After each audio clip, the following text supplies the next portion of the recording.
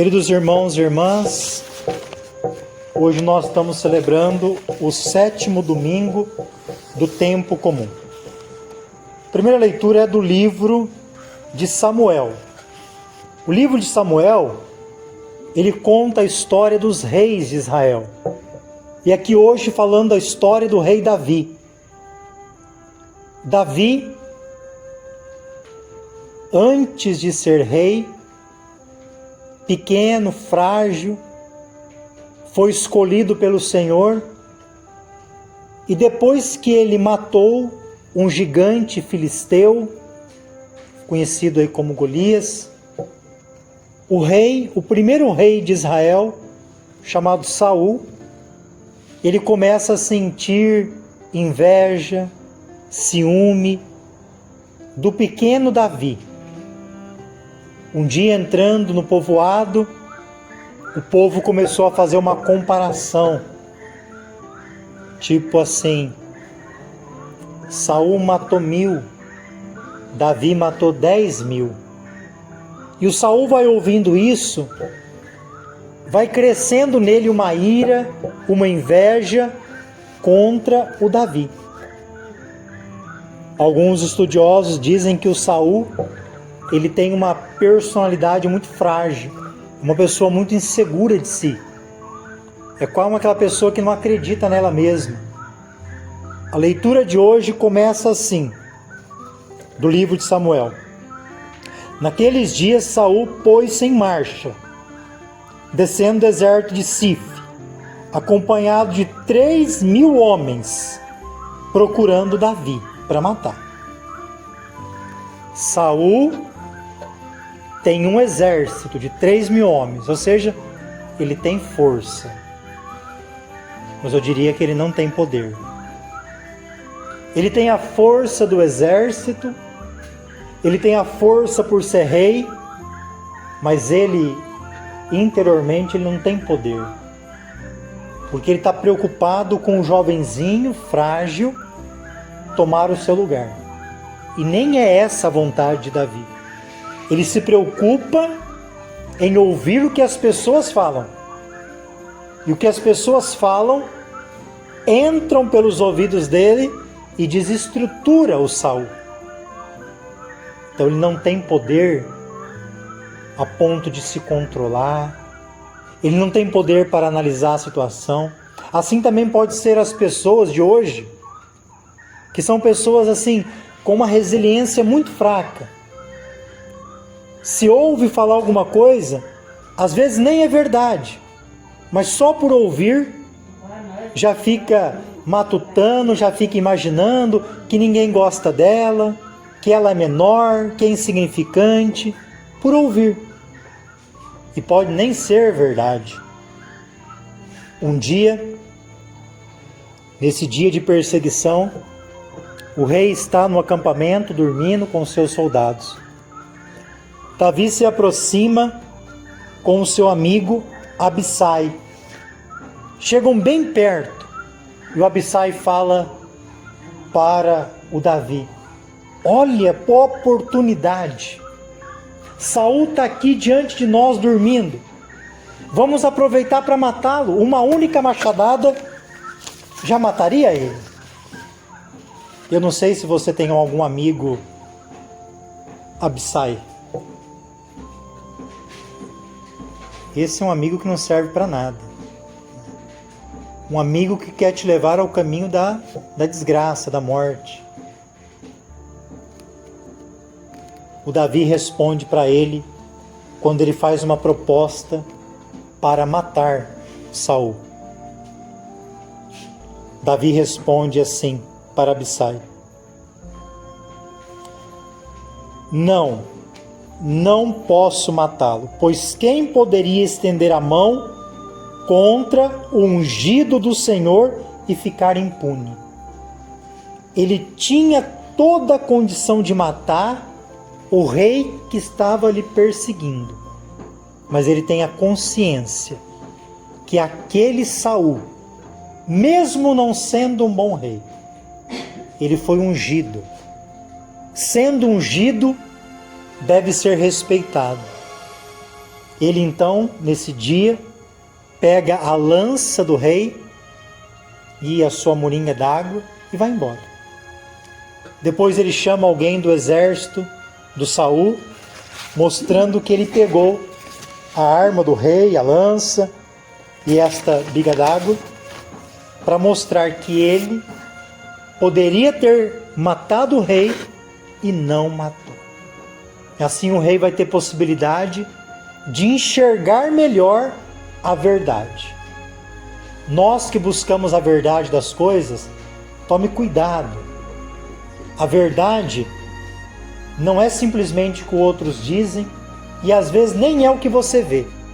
A verdade é um conjunto de coisas que nós temos que analisar com cuidado.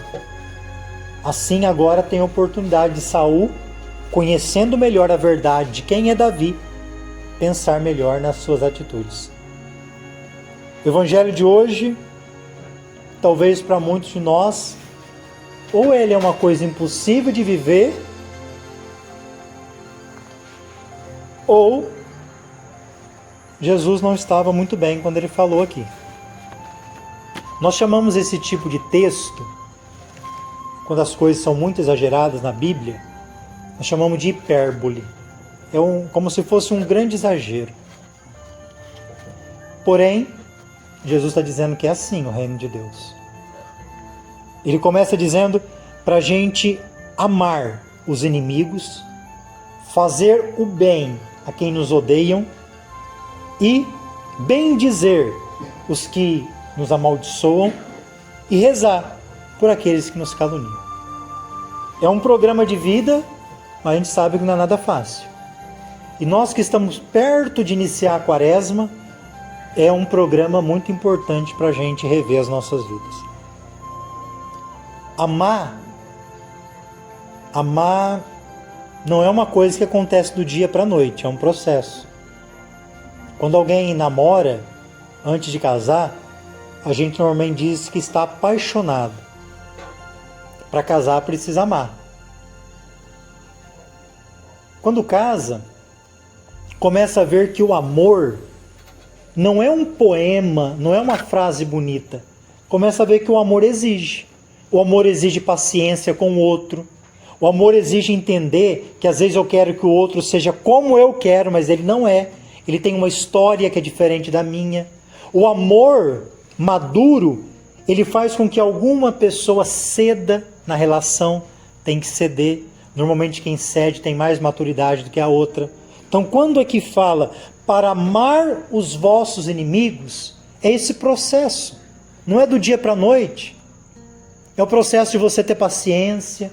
É o processo de você compreender que você não quer amar aquela pessoa, mas quando você lembra, essa pessoa que hoje é assim, eu vou tentar pensar, talvez na infância dela foi uma infância sofrida, talvez ela foi violentada, talvez ela não teve as oportunidades que eu tive, por isso que ela pode ser assim, por isso que ela tem esse comportamento raivoso, não amoroso, e aí eu começo a amar até por piedade, no processo, porque amar é um processo. Fazei o bem a quem vos odeiam.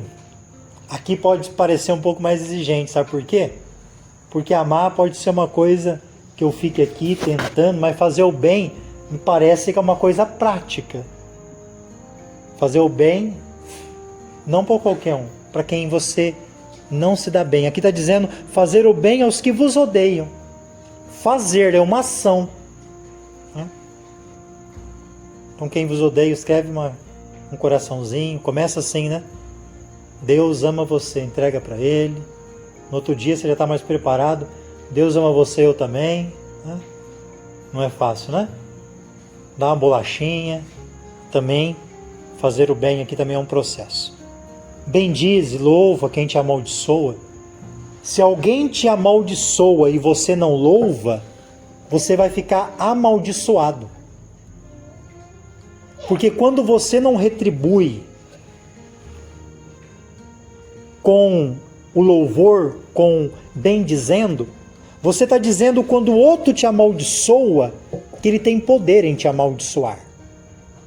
Quando alguém te amaldiçoa e você bendiz a Deus, você louva a Deus, você está dizendo que o seu Deus é maior do que essa maldição. Quando você não faz isso, você acaba deixando que o outro faça o que quer da tua vida. Rezai por aqueles que vos caluniam. Também é um processo, rezar. Quando a gente não consegue perdoar uma pessoa, a gente começa pela oração. Oração sincera. Senhor, eu estou rezando por essa pessoa que eu detesto ela. Senhor, eu estou rezando essa pessoa que só de ver me dá uma dor no peito. Mas você começa a rezar. Daqui um tempinho você está rezando, já não está sentindo mais dor. A sua oração começa a ter efeito. Daqui a pouco você está conseguindo até perdoar. Então tudo isso que Jesus hoje nos fala é um processo. E essa frase também tem que mexer com a gente. O que vocês desejam que os outros vos façam, fazei também a eles. Né? Nós muitas vezes somos super egoístas. Nós queremos que Deus abençoe a gente e a gente talvez não quer que abençoe os outros. Nós queremos para nós tudo de bom e talvez não para os outros. Se está bom para mim, o outro que se lasque. E aqui o Evangelho está dizendo: o que vocês querem de bom para vocês, que sejam feito para vocês, façam também para os outros. Quando a gente faz para o irmão, a gente é a mão de Deus que chega ao outro. Deus não chega sozinho, Ele chega através de cada um de nós. Então essa é a catequese de hoje. Amar os inimigos, fazer o bem a quem nos odeiam, bem dizer a quem nos amaldiçoam, rezar por quem nos caluniam, ser misericordiosos, como o ano da misericórdia nos ensinou, como o Pai é misericordioso. Por quê? Porque com a mesma medida em que nós medimos os outros, Deus também vai nos medir. Louvado seja nosso Senhor Jesus Cristo.